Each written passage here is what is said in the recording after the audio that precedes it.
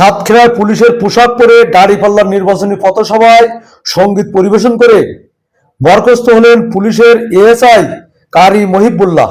তিনি বর্তমান যশোর জেলায় কর্মরত রয়েছেন।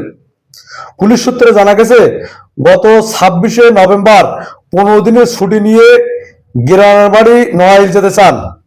সেই সুযোগে গত 7 ডিসেম্বর সাতক্ষীরা শহরের আমতলায় সদর 2 আসনের দাঁড়িপাল্লার মনোনীত প্রার্থী আলহাজ আব্দুল খালেকের নির্বাচনী পথসভায় পুলিশের পোশাক পরিহিত অবস্থায় ইসলামী সঙ্গীত পরিবেশন করেন।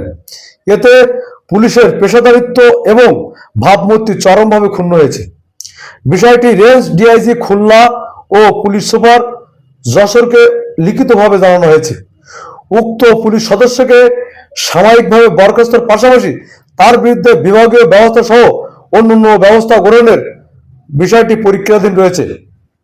নির্বাচনী পথসভায় ওয়ার্ড জামাতের আমির মোহাম্মদ জিয়াউদ্দিনের সভাপতিত্বে উপস্থিত ছিলেন জেলা জামাতের আমির উপাধ্যক্ষ শহীদুল ইসলাম মুকুল, শহর জামাতের সেক্রেটারি খোরশেদ আলম সহ স্থানীয় জামাতের নেতৃবৃন্দ।